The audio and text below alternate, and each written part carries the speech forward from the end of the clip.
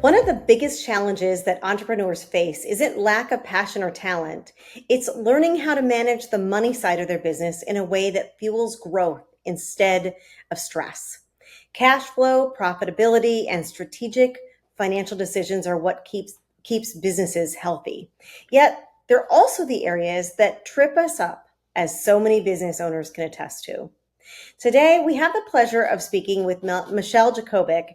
She's a powerhouse business strategist, award winning author, and motivational speaker known for guiding entrepreneurs from financial chaos to clarity. She's the author of several best selling books, and Michelle's story and practical advice have been featured on ABC, CBS, Fox, and Entrepreneur Magazine. In this conversation, we'll explore how entrepreneurs can align their vision with their financial strategy, avoid the pitfalls that sink so many small businesses, and learn to build companies that actually fund the life that they want. Michelle, thank you so much for being here today. Oh my God, I'm so excited for this conversation, Jennifer.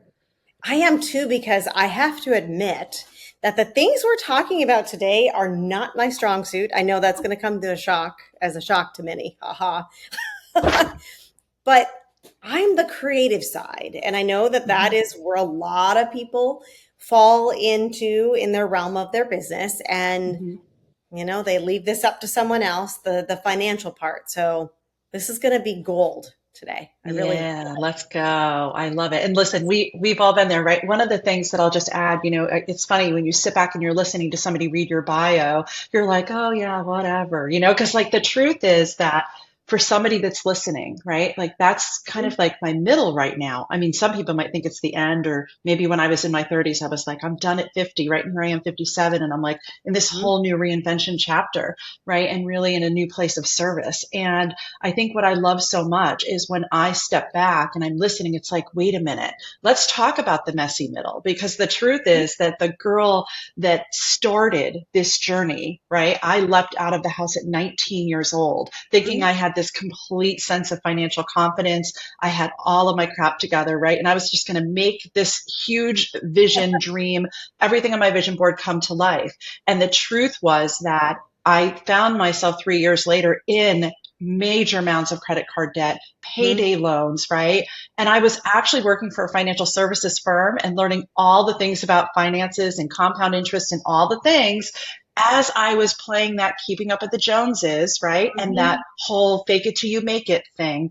And add to that I'm a huge law of attraction person, right? So at the same time that I left out of the house, right, with like this huge sense of like what I thought was financial maturity, my angel investor showed up, Visa and MasterCard, right? And so I love here I am. Yeah, that. let's grab those cards. Look at that. My parents didn't necessarily, they wanted me to have more structure and less risk. They both work for a municipality. Their whole Mhm. goal was you need health insurance at 18 years old, not 26 like today. You need to Right. have health insurance. And I was just like, whatever, right? I didn't Mhm. want that security and stability because I thought like an entrepreneur, but I thought the big thinking is what actually brought you the results. And the truth is that what it brought me was a mess. And so Right. it gave me the space, right, to go when I talk about this messy middle piece, it gave me the space to figure out when I landed there, how did I have to work my way out of it? And I truly believe that financial consistency is actually what leads to financial stability and allows entrepreneurs to actually take those bigger leaps that they may not Mhm. be taking today if they actually get out of the financial avoidance. And I was in complete financial avoidance at that time in That's what my it life. is. It is like, Yes. I'm gonna dig my head in the sand. It's gonna go away. This will be fine, and the house is burning down. Yes, yes. And I write about this in the Path to Profits. It's one of the top things that people highlight, right? I talk about the results of financial avoidance when I work with clients. It's always the same three things that I see.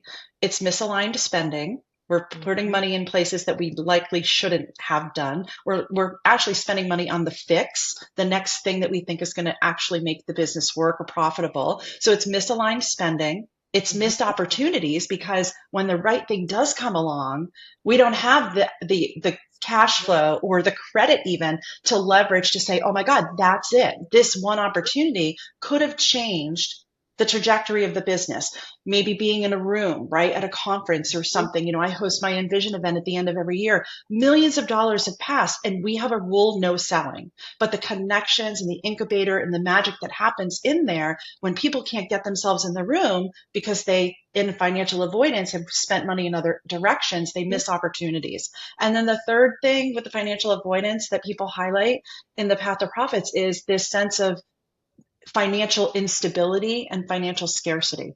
Like the guilt, the shame, we've all felt it if we've made mistakes. Even when you have a kick-ass year and you're Mhm. like, oh my God, I have the best year. And then you get the tax bill and Oh you're like, gosh. oh, I'm $30,000 short from what I needed. And I thought I did a great job, right? Mhm. So I love going into these conversations, right? Because the pitfalls that happen with entrepreneurs usually happen around money. They happen around our addiction even to the hustle, and then our health is put at risk. So your show is the ability to talk to people about the things that Mhm. are icky, right, that they can be Where like, it's all right, I hear you, Jennifer and rip it Michelle, down. right?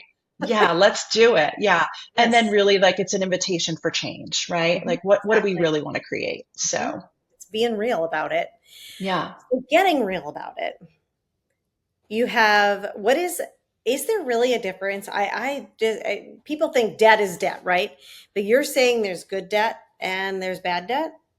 Yeah, I What's think that, there is a difference, right? I think the first thing that I love to do is teach entrepreneurs to look beyond the debt label, right? The bigger question is, do they have a clear vision? Do they know what they actually want this business to do for them, right? Like, what is it?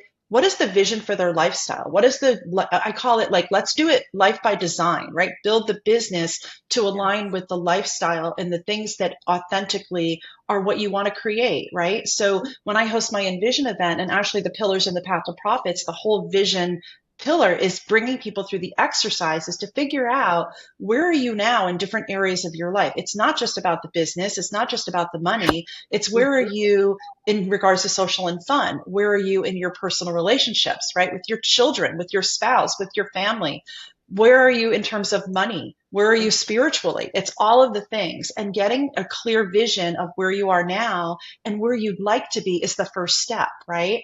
And then I think that it's also this whole get out of the debt label and get clear about your cash flow strategy. Like, what do you need this business to do for you, right? What is the lifestyle cost? What is your contribution? If you're single, it's all on you, right? But if you're Right. part of a partnership, there's room for conversation that has to happen about, well, what part are you responsible for with the lifestyle? So the Mhm. flow pillar of the path to profits gives you the exercises to get clear about the cash flow strategy, and not necessarily even before you apply it to the business, but looking at it through a lens of, like, going under the hood of the lifestyle of the business overhead and saying, all right, what do I need to create, right? Again, I believe that the vision activates the money. And part of the vision is getting clear about what you need the business to do for you. People say, don't create a job for yourself. But if you That's can't true. take a paycheck from your business, that's Mhm. a problem, right? Right. And I think the other part of this is, before we even, like, talk about labeling debt, the Mhm. clarity also has to be in your profitability model, right?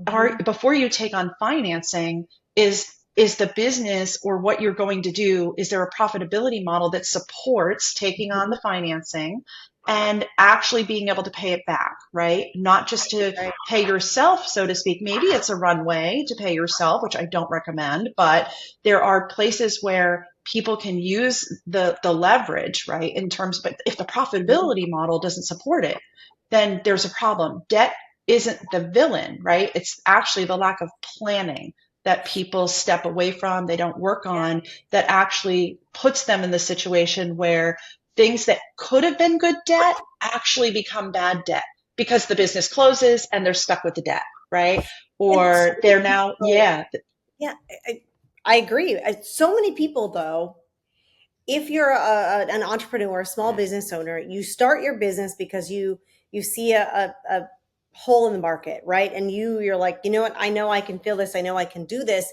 They don't think ahead to that. They don't think yes, of how. What do I want this business to do for me? They're essentially, like you said, buying themselves a job, which is not the way to look at it. But how do you get somebody to step back and say, all right, before they even start their business. I mean, Yeah, people I should love have it. like 101s on these before they even start their business. There needs to be, before you get your Agreed. business license, Yeah. tell me your I why. Yeah, so I call it starting with the financial baselines, right? You have Hmm. to know what you need the business to do for you, as I said, right? And then model the cash flow to see if the business can actually sustain repayment without choking your growth. So Hmm. here's what happens, right? You just said it. Many entrepreneurs, they want to bypass the sweat equity that could have kept them financially sound. They grab their credit cards to start or even to grow their business before they've even tested to see if they actually have a solution to a problem that people want solved, right? We are entrepreneurs. We're always going to be inspired by new ideas, right? We have this different lens of glasses that we wear. Hmm. And I think that that's part of the creativity piece. Like you said, you're creative. Like you run multiple things and you can see opportunities in the marketplace, right?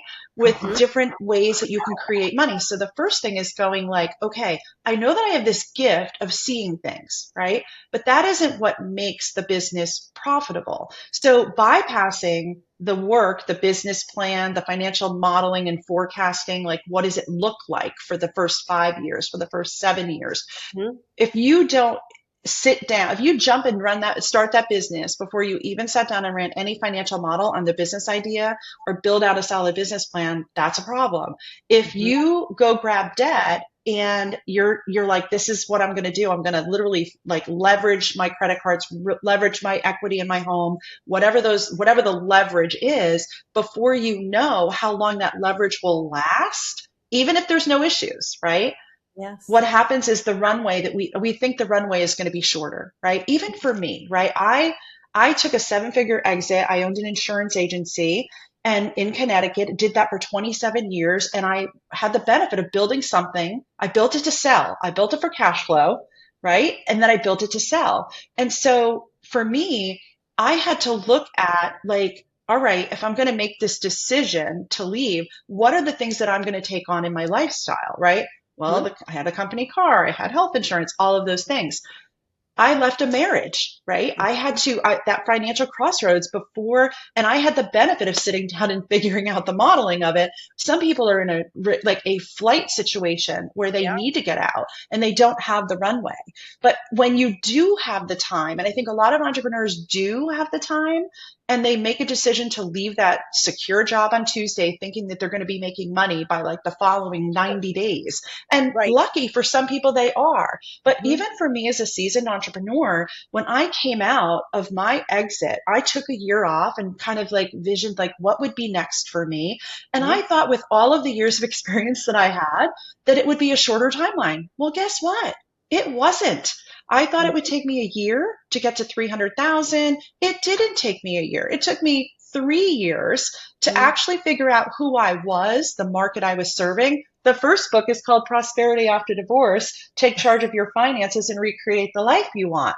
It's again all about personal finances and helping Hmm. people like reset after any type of transition. I thought that was the place I was anointed to go and serve. But the truth was that while I was doing great work, it was depleting me going into divorce situations because I'm a girl who wants to bring you forward into the prosperity, but many people are stuck in that place if they're not ready yet, right? They're in the grieving place. So I was meeting them in that space of the financial accounting and the getting through the mediations and all of those things. So they had my trust to move forward, but they weren't necessarily ready.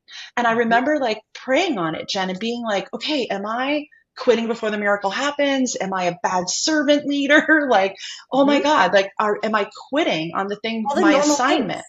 All the normal things. And you know what? That was year 3. And I remember just thinking, I'm financially depleting myself. I'm emotionally depleted. Hmm. And I don't believe that abundance. And when we're in our true gifts, I don't believe that the suffering goes along with it. And so I had to take a step back and follow my own modeling and say, okay, God, like, am I really in my gifts? And I literally heard, you left half of your gifts in the last chapter because I came into this chapter thinking, oh, this is my purpose chapter, right? I'm Hmm. looking for the place to make the impact in the Right. world. But I had worked with entrepreneurs for 27 years as a trusted Hmm. advisor. And I put all those gifts in the last chapter and didn't bring them over. And as soon as I heard that, I was like, wait, what didn't I bring over? It was so clear to me. So by the time I hit year 3, I finally got it. Boom, 2 by 4. And I pivoted the business, right? Which is scary because you're like, I just put all of this effort and financial resources and time into something. But I had to intuitively go in and say, all right, what now? So that runway that I thought would be 1 year was really 5 years. It was Mhm. really 5 because I re-engineered in year 3, and then it took 3 to 5 to actually get my, bearings and get out and rebrand and kind of do the things that I was doing and call in the people that I was meant to work with. And I think that's what we're talking about. We're talking about if you aren't looking and you think that the leverage that you're pulling is going to be like accessible and last for a year, I'm telling you, you better have 2 to 3 years accessible or some other way to create money before Right. you just throw everything at the business and make a run for it, right? And that's 90% of the people. 10% of the people, they'll come out and they'll hit magic and they've Mhm. got a lot of experience and they've got a great idea.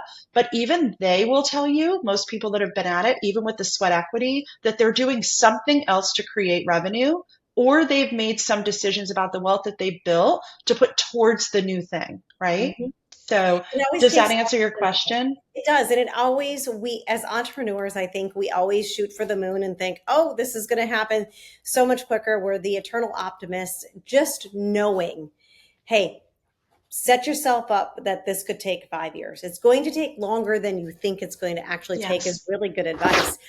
You know, during that building process, how do you evaluate whether or not taking on debt's a smart move? Because, again, there's the good debt, the bad debt, right? That's what we were kind of Yeah. talking about. But how do you discern whether or not it's a good idea to do that?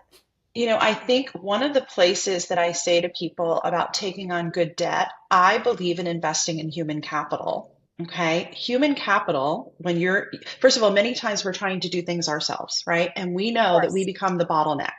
Hmm. Because if you're trying to make more money, you need to be focused on the things where you're gifted and the revenue is actually being generated. So Hmm. if you're spending time in the weeds and you're doing all the things that are keeping you from connecting with new customers, letting people know that you're open for business and looking for more, building strategic alliances and partnerships and serving the clients, then there's a problem. So I'm a firm believer that if you're going to take on any type of debt and leverage credit to your advantage, that you should be doing that when you're investing in human capital, which should have a return, right? If you're Right. bringing on somebody, like for example, the first person that I brought on, I went from having 22 people in my business to me. And I was Mm. like doing all the things. And now you also have to be strategic. I didn't go put somebody on my payroll coming right out of the gate, right? But when I was ready and I was like, okay, I've got to get some of these things off my plate because they're weighing me down, right? Mhm. The Right. first thing I did was I hired somebody 5 hours a month. And that 5 hours a month when somebody's in their gifts is equal to your 20, right? Sure. And just That's a good point. starting, right? It just starting with 5 hours a month or taking and hiring somebody for a project is the first thing that allows you to take that project and activate more money. So I believe that, for me, I've always invested in mentorship. Always. Mhm. For 37 years, I have had someone on my consulting team that is smarter than me, trusted advisors from the CPA to the attorney to the people that I know. They know more than me, and it's not my zone of genius. I know taxes. I did taxes for years. I know financial advising. I had my financial advising license for 23 years, but I never did my own advising. I did it because it was a stream of revenue that was a leg of the insurance agency, right? But I have people, I've always been willing to invest in a team of advisors that are going to help me collapse the timeline, save me from mistakes. They know I always say like when people come to me, they don't, what's the difference between myself and somebody else? I'm like 37 years of experience, Yes. right? And someone who's been in every industry, because in my insurance world as a risk manager and trusted advisor, I had 600 manufacturing plants and 300 general contractors and doctors and restaurants and multiple retail stores and nonprofits. So my acumen for business isn't just what I did in my own business in creating it, buying it, pouring gasoline on it and selling it. It's all of the experience that I have in working in the other places where other people Mhm. are. So I think human capital is always paid off for me, right? Even if you make the wrong hire, You can always go back and rehire. Hmm. And so I feel like that's a great place to leverage. I also feel like if you're needing support, and I think one of the biggest mistakes that I see people make, and look, you and I are both business strategists that work with people to Right. shorten their timeline.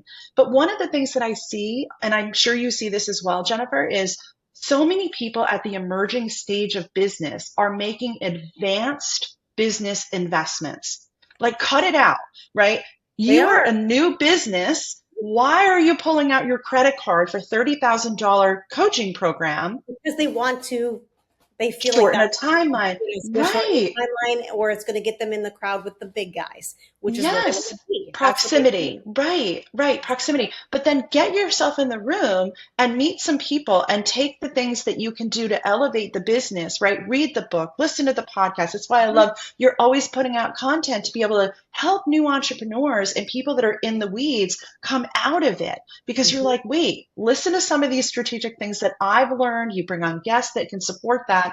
But I think that's one of the biggest things that I see. One of the things that I would say is please stop pulling out your credit card and making advanced business decisions. Now, listen, I make a living supporting people, but Mhm. ask the person that you see as a guide to you whether or not if you're not in a position to make that investment for the advanced business, can you do a power hour? Can you do a VIP, right? Mhm. I can have somebody come in for a weekend. I just had somebody leave here this weekend and she wasn't even on the plane and literally put up a beautiful post. I was brought to tears and said, this trip to Naples, she only had 1 day with me. She came Mhm. in, we only worked 1 day. Normally I work 2 half days with people and I get a whole, 2.5 days with them. So I get the whole entrepreneur.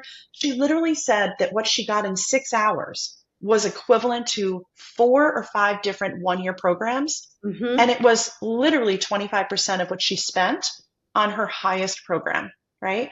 And Mhm. so asking the person that you see yourself as aligned with, what else you can do if the bigger ticket item doesn't feel right, to get that first taste, to get Mhm. the first alignment of profitability or striking out some new idea and maybe taking that playbook and collapsing time, but also not having buyer's remorse that the playbook wasn't one you should have been playing with.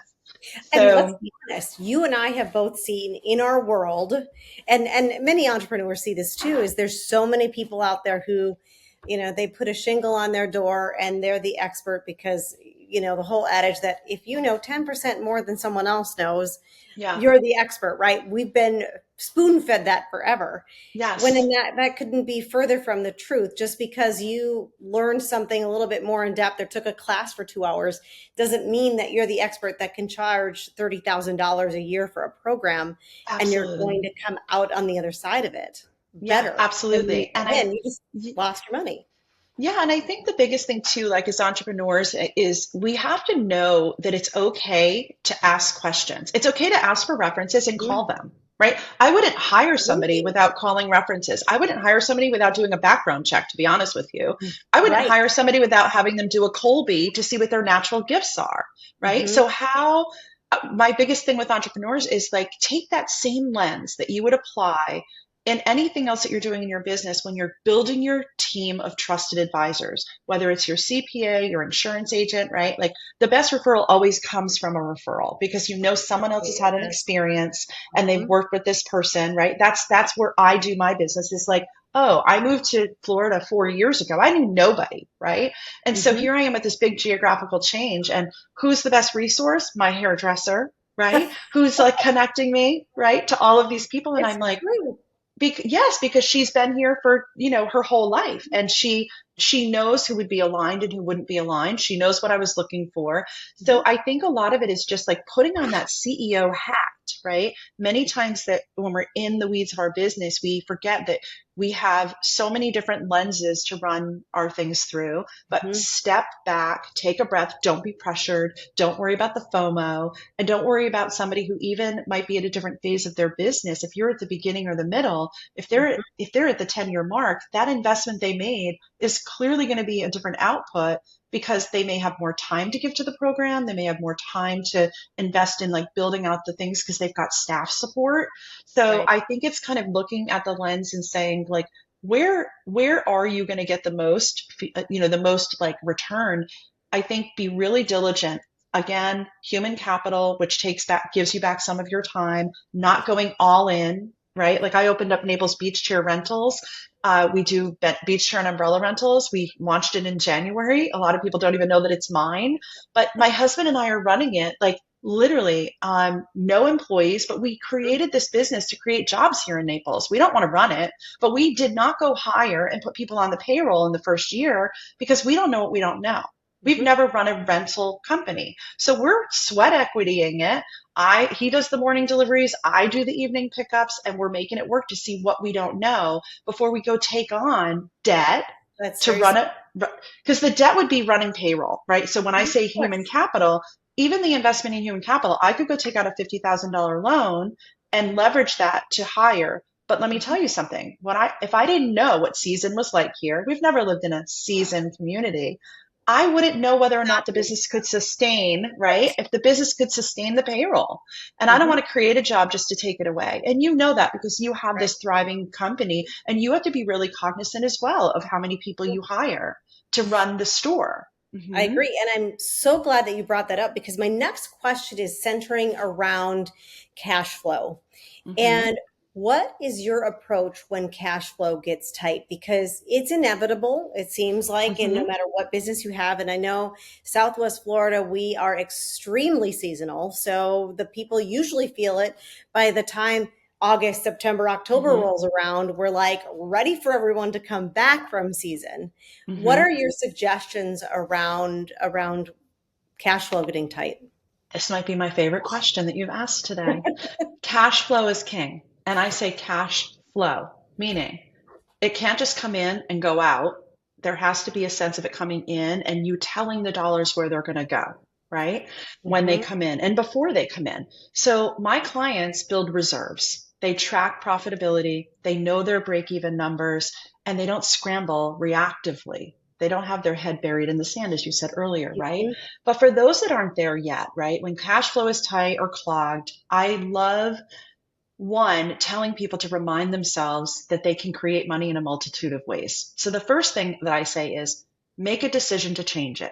Make a decision not to go into financial avoidance, as we were just talking about, right? Hmm. I tell people to sell something. Like we all know that we have more stuff than we need. Sell something. Just Hmm. selling something on Marketplace or like selling something feels like you had a win. It's like, and it reminds us that there's this energy to money, right? That we can come out of this like, oh my God, my business is failing. I don't know how to make payroll Friday. It's like, can you sell something and then feel a win that reminds you that you're a creator? Okay. The second thing is cut something. Like, what can you cut? Go under the hood, look at the subscriptions, look at the places that you're spending money, and get rid of the things that are, and even if it's temporary, if you're not going to the gym because it's hot Hmm. outside, guess what? Like, I'm sorry, if you're not going to the gym because it's beautiful outside, guess what? You're going to take advantage of being outdoors in the winter. Pause Hmm. the gym, right? The Right. other thing that I tell people is re-offer something that worked before and get back to business basics. Get out and network, connect. Don't Mhm. think that just posting on Facebook and a social once a day is enough because it's not enough, right?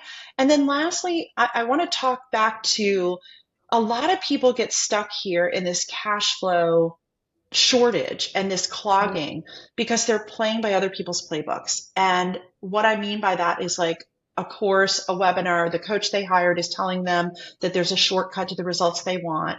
And they stop doing the thing that actually was generating consistent revenue. And that's actually one of the things that causes the cash flow clog.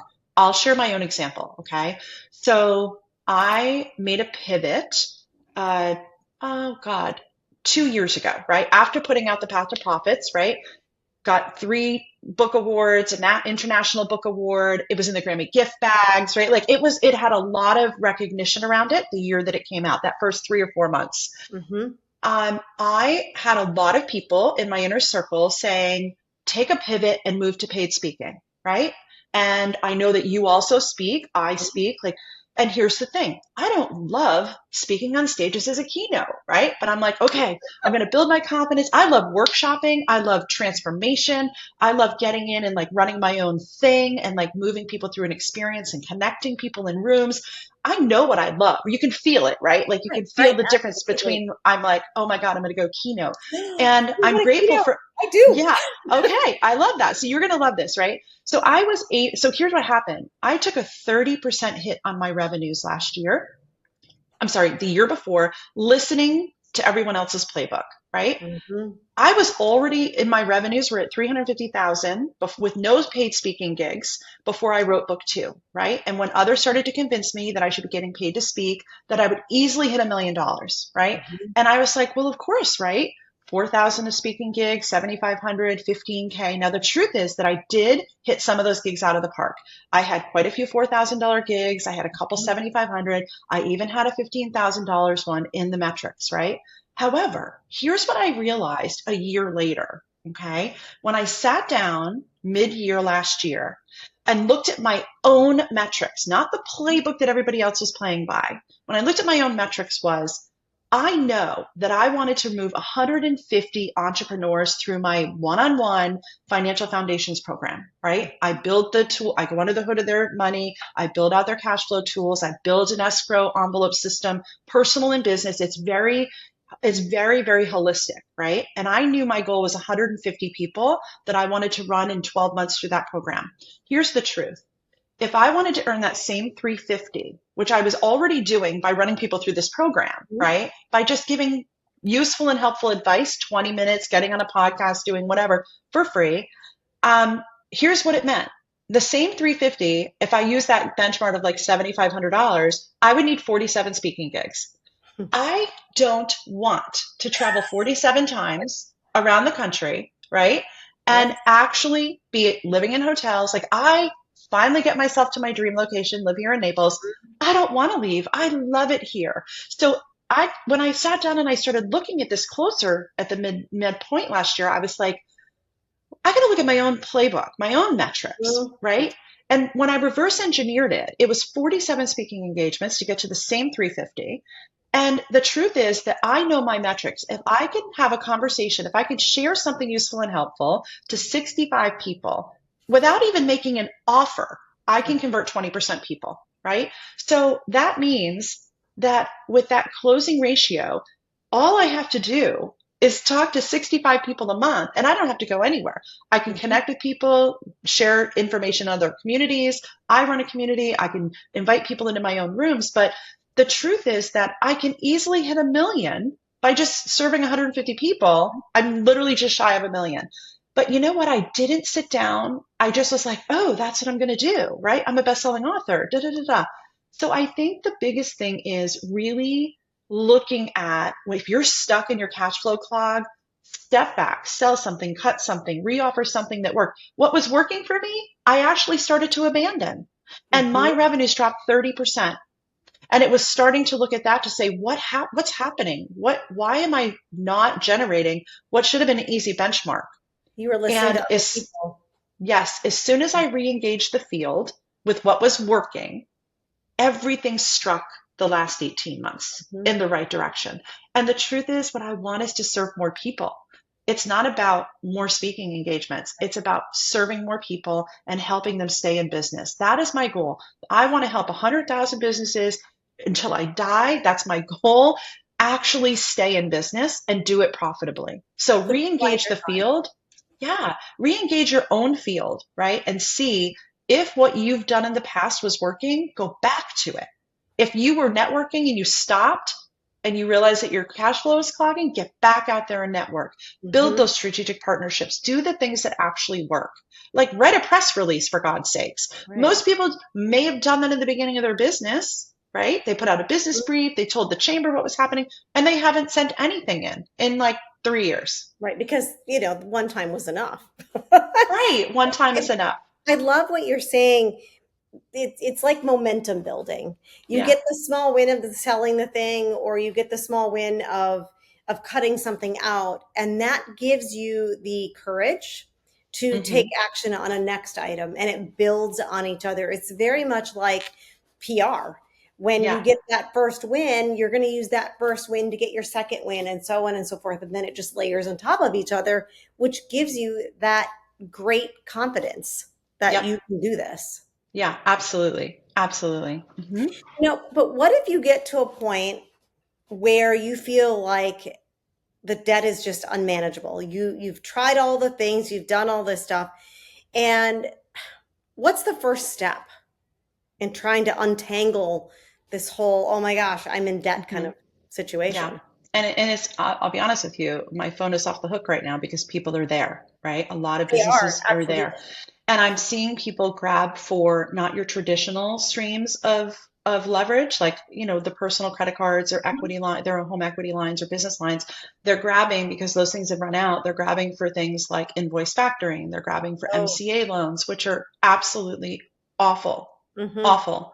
So the first thing that I would say if the debt feels unmanageable is get support, right? You've got the step one is to have clarity so that you can actually craft a repayment plan, Mm-hmm. right? So many entrepreneurs don't even know what they're spending.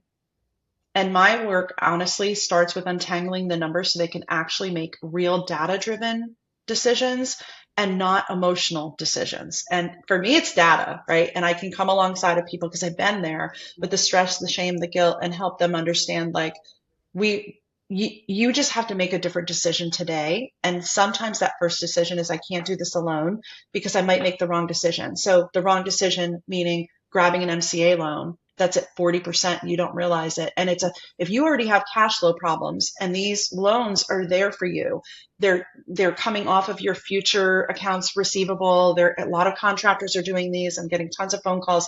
The truth is, if you already have a cash flow problem and you're trying to use the future invoices that you're waiting on from your general contractors or somebody that hired you, or clients that owe you money, it could be an insurance agent that does financing even. It's a problem because if your people aren't paying you, you aren't going to have the cash flow to pay the daily loan back, because those are daily loans and weekly loans that Mm-hmm. crush your cash flow that's already crushed, right? So Right. I think the first thing is untangling the numbers so you can make data driven, non emotional decisions, and putting this space between your buying decisions, right? I think one of the biggest muscles that we all have to build is actually putting space between ourselves and the buying decision. Marketing is flying at us. Credit is available at an all-time high. So we think that grabbing at that thing and not putting some discernment between ourselves and our situation and the actual buying decision is a lot of the problem, because we haven't built the muscle of putting something between it, right? The discernment Very muscle. true. Mm-hmm. Yeah. And so I think, many times when you hit this wall where it feels unmanageable, people go into financial avoidance, or they've been there for a while, right? So I see the same things. Like I said, when they're there, they're misaligned spending, they're grabbing at the wrong types of fixes for credit. They're taking and going with like credit repair companies that aren't really even helping with the credit repair. So get the right support, right? It's one of the things that I love to do is just hear what's happening for somebody and make sure that they don't make the wrong decision around the support that they're taking. And the truth is that there are many times where I have to guide somebody on bankruptcy being the right decision, and being okay with the fact, like, if you've tried everything, Mm-hmm. I mean, sometimes the economy is the reason that Right.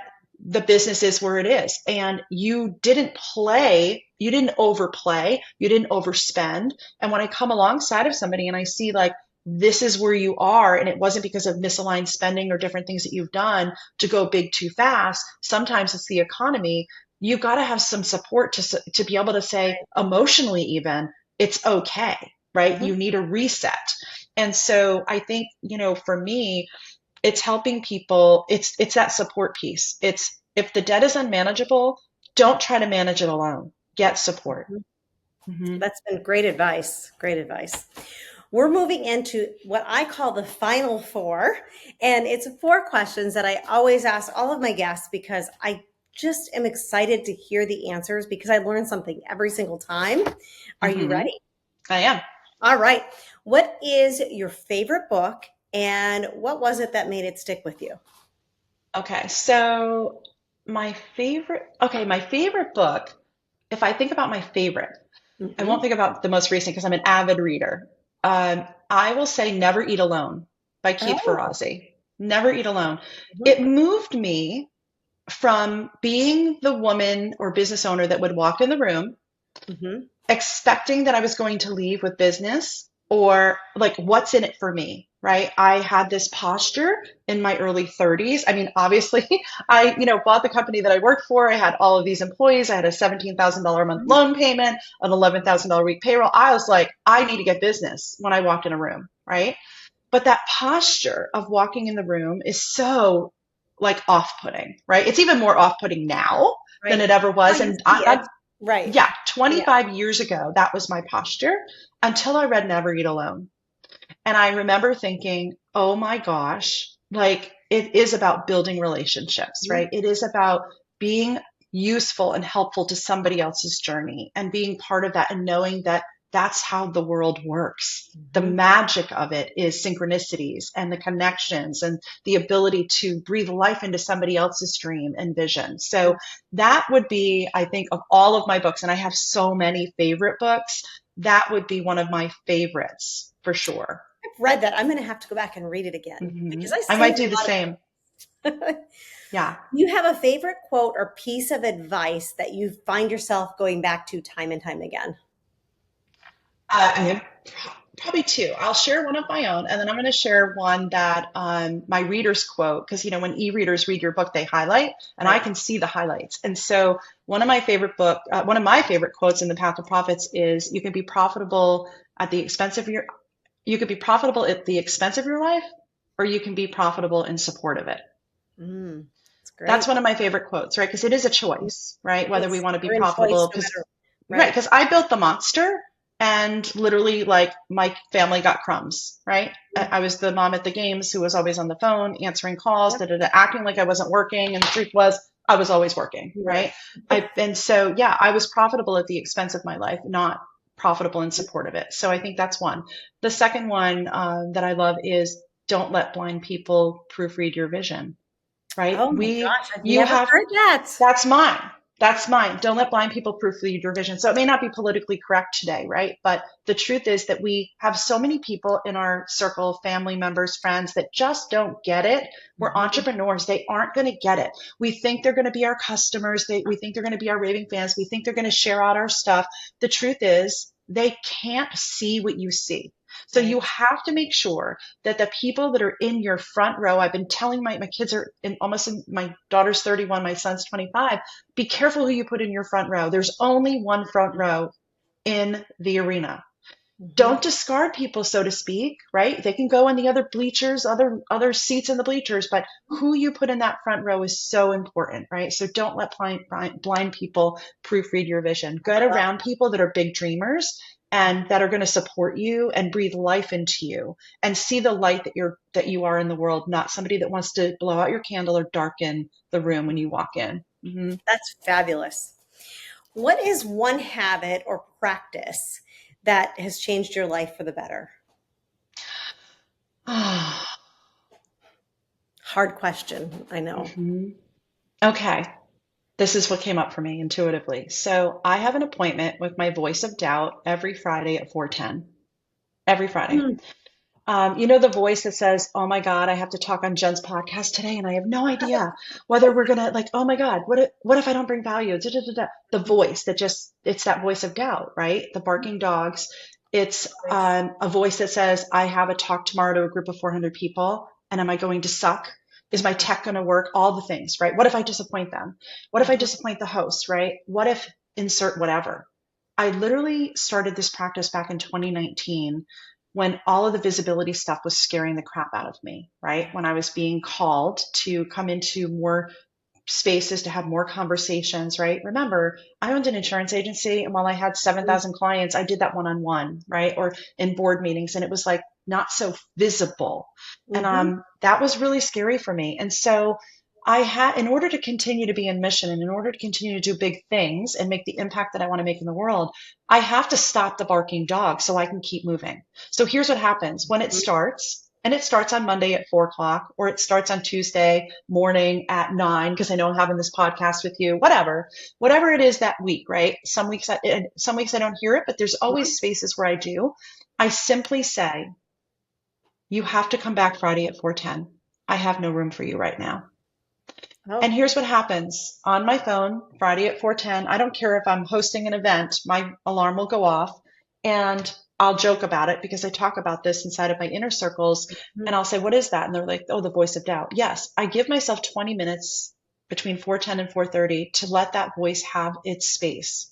And here's what happens. By the time the alarm goes off, most times Friday at 4:10, when I'm thinking about what were the thoughts, what were the fears, the doubts, Mhm. the things that it was saying, I've already bypassed it. Like I took action and I executed. So there is no voice, right? It's like, oh, Sure. you were wrong, right?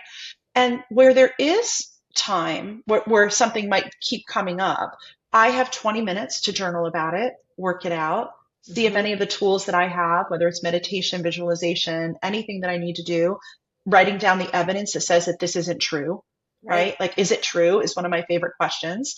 Having that 20 minutes is everything. So Mhm. that is probably the biggest habit I would say practice or ritual. I like the word ritual over Mhm. routine, that has changed my life for the better. And I think that sharing it here hopefully will help somebody else as well. That is so great. I have never heard anyone say that before, and I think that added a great amount of value to our listeners because they're probably going, "Oh my gosh, I'm Yeah. totally going to do that." And it could be whatever time works for you, Right. right? Yeah. Exactly. Yeah. And my final question is, if you could have dinner with anyone, who would it be and why? I would say I would want to have dinner with Wayne Dyer. I love Wayne Dyer. You know, he passed on, but he had been a true mentor and a guide to me for 20 plus years. He moved me from that Tony Robbins, goal, goal, goal, hustle, hustle, hustle into, and I loved it because I feel like Tony moved at the same time that I did. He moved Sure. into also a holistic place of it Mhm. can't be all about crushing your goals. It's more, his NLP and all that. So Mhm. Wayne Dyer, I still listen to him almost daily. I would love to sit down and have dinner and a one-on-one conversation with him about my work and the bigger impact that I want to make and literally just get his one-on-one guidance. So he would be the person that I think that comes top of mind for me. That would be a great conversation for Right? certain, for certain. Michelle, this has been a joy to have you on. You provided immense value to our listeners today, and I appreciate that very much, as I know they do as well. For our listeners who want to learn more about your path to profits and what you do, how can they get in touch with you? Yeah, so the easiest way to find me is simply follow me on socials at Michelle Jacobik, on Instagram, Facebook. Connect with me on LinkedIn, right? I have a weekly Path to Profits newsletter where I share tips and tricks and different things about business. And then visit my website, right? If you are interested in getting some support around, the business consultancy, the financial foundations piece, and just getting out of those weeds, you could set up a call with me. There's a link on the website. And again, it's just michellejacobik.com. I try to keep things pretty simple. And then grab the book. The book is, if you have a Spotify premium subscription, you can listen to the audiobook for free. Many people have Audible credits. Go download your credits and cancel the subscription or pause it until you've listened to the things that are there. But you can grab the audio version if that's easy for you. A lot of entrepreneurs are busy. And while the book, you can listen to it, the theory will change your life, but the exercises are the intersection of where the transformation happens. And at the end of each chapter, there's exercises for you to be able to implement the vision, the flow, and the grow. And if reading isn't your jam, come to my event in November, which is actually going to be here in Naples, that I'm hosting. And it's where I actually walk you through all of the pillars where you get to meet other entrepreneurs, but go through the whole business planning for the next year, the upcoming year. And we're on year 8. So, if somebody's listening to this in 2 years, guess what? Envision will still be happening. It just might be in another town. Yeah. Fabulous. Thank you so much, Michelle, for joining us today. And thank you to all of my listeners. I will see you again. Thanks, Jen.